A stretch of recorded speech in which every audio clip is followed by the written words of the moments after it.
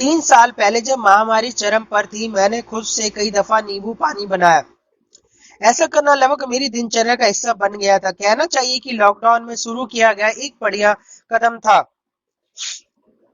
मैं 1/3 कप रस पाने के लिए कई नींबू निचोड़ता, फिर उसमें पानी, वनीला, अर्क, पुदीना और एक बड़ा चम्मच शहद का मिलाता। उसके बाद बालकनी में कुर्सी पर बैठकर अपने इस पेय का मजा लेता। आंखें बंद किए घुट घुट इसे पीता रहना मुझे बहुत अच्छा लगता था। ये खुशी ऐसी थी कि अब सब सामान्य होने के बाद आज कभी कभी मैं यही करता हूँ। अब मैं अपना शनिवार इस तरह बिताता हूँ और कभी कभी रात को भोजन करने के बाद इस मुद्रा में बैठता हूँ तो मेरा परिवार मेरी इन हरकतों पर नजर रखने की कोशिश करता है। मैं भी उनकी घुसपैठ में उतना ही नाराज होता हूँ जितना वह मेरे गिलास से निकल छोटे छोटे से सजे हुए कागज से स्ट्रॉ और मेरी गोद में रखी खुली किताब से चिढ़ते हैं। मेरी माँ ने मुझसे एक बार पूछा था, क्या यह एक तरह से खर्चा नहीं है? मुझे हंसाना पड़ा क्योंकि जवाब हाँ और नहीं दोनों है। क्या खुद की देखभाल करने का खर्च वास्तव में एक बढ़िया भोजन करने, किसी यात्रा पर जाने, कपड़े की खरीदारी के लिए बाहर जाने का समान है? नहीं तो फिर लंबे समय तक बैठे रहना अपने हाथ में कोल्ड ड्रिंक लेकर और बिल्कुल कुछ ना करते हुए दिन बिताना एक पूर्ण और सक्रिय जीवन शैली का ट्रैक कैसे हो सकता है? मुझे हैरानी होने लगा कि क्या मस्ती और खुशी एक चीज है। मैंने इस विषय पर लगभग आधा दर्जन लोगों से बातचीत की। चिकित्सक से लेकर दोस्तों तक अधिकांश की राय थी कि मौज मस्ती करना और खुश रहना परस्पर अलग अलग नहीं है। ट्विटर पर एक दोस्त ने लिखा, हम अपनी खुशी के बारे में बात नहीं करते हैं। जब हम खुश होते हैं तो हम खुश रहने में व्यस्त होते हैं और महत्वहीन चीजें गौन पड़ जाती है। जिसे हम खुशी कहते हैं वह स्टिक अर्थों में अचानक उन जरूरतों की संतुष्टि से आती है जो काफी मात्रा में दबाई गई हो। मुझे लगता है कि जब मैं बच्चा था मैंने फ्राइड के शब्दों को मूर्त रूप दिया। 10 साल की उम्र में कहावतों वाला प्रयोगशाला चूहा था जो एक ही बटन बार बार दबाता रहता था, इस उम्मीद की एकदम से संतुष्ट हासिल हो जाएगी। 1983 में बैनी एक आयस्टर बार वह प्लेट था। मेरे परिवार के पास उस समय ज्यादा पैसा नहीं था, इसलिए बाहर खाने जाना ही हमारे लिए एक वास्तविक दावत थी।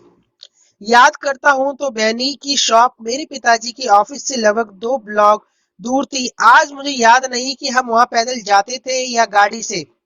मेरे नन्हे दिमाग के मुताबिक जुक बॉक्स के घर घराते एयर कंडीशनर की आवाजों की जबरदस्त टक्कर वाला वह रेस्टोरेंट जो अब एक बाइक की मरम्मत की दुकान बन चुका है, हॉट डॉग और भरी बोतल से क्रिकल कट फ्राइज पर केचप उड़ेलने के लिए वह धरती पर सबसे अच्छी जगह थी। हमेशा वहां जाना पसंद किया और कुल मिलाकर 10 में से 4 बार ही हम वहां जाते थे। जब पिताजी के ऑफिस हमें जबरन ले जाया जाता था, वह बीमा बीचा करते थे और क्लेरिकल मदद के लिए मेरी मां पर भरोसा करते थे। अगर हम बैनी की शॉप में गए तो आमतौर पर इसका मतलब था कि मेरे पिताजी का वह दिन अच्छा रहा। बैनी की शॉप के बारे में सोचने से मुझे पता चलता है कि खुशी के मुख्य घटकों में से एक सुरक्षित और समान मात्रा में प्यार महसूस करना है। मुझे एक बच्चे के रूप में खुशी से झूमने के लिए बैनी के आयस्टर बार की यात्रा करने की आवश्यकता नहीं थी। कभी कभी यह मेरे दोस्त की पुल में मरमेड होने का नाटक करना, दास स्पर्क देखना या अपनी बिल्ली के साथ समय बिताना भी हो सकता है। एक वयस्क के रूप में मेरे सबसे सुखद क्षण भी उतने ही सरल हो रहे हैं। मैं इस खुशी के प्रयोग के लिए एक अच्छा गिनी पिग हूँ क्योंकि मैं वास्तव में कभी उदास नहीं हुआ। ऐसा कहा जा सकता है कि मैं केवल कुछ ही बार वास्तव में खुश रहा। मैंने फ्लोरिडा काउंटी स्कूल बोर्ड के लिए काम करने वाले एक मनोवैज्ञानिक से पूछा कि वह खुशी को कैसे परिभाषित करेंगे। उन्होंने कहा, खुशी 4 मुख्य संभावनाओं में से एक हो सकती है। इसमें आपकी हाइपोथैलेमस हिस्से पर डोपामाइन का हिट करना शामिल है। इसके बाद सेरेब्रल क्रोटेक्स की व्याख्या होती है, जो मनुष्य के समझने के लिए काफी टेढ़ी खीर है। मैंने इससे जो निचोड़ निकाला वह है यह है कि मानवीय खुशी हमारे अंगूठे के निशान की तरह अनूठी हो सकती है। इसे परिभाषित करना मुश्किल है। आप कौन है, आप कहाँ से आते हैं, इसमें कोई फर्क नहीं पड़ता। मुझे पता है कि एक कलाकार इसे किस तरह रख सकता है। व्यक्तिगत रूप से मेरा मानना है कि खुशी अस्थिर है। मैं इस बजाय संतोष पर विचार करने की कोशिश कर रहा हूँ। क्या मैं संतुष्ट हूँ? क्या ऐसे तरीके हैं जिनमें अपने जीवन में अधिक संतुष्ट होने के लिए उन पहलुओं पर काम कर सकता हूँ?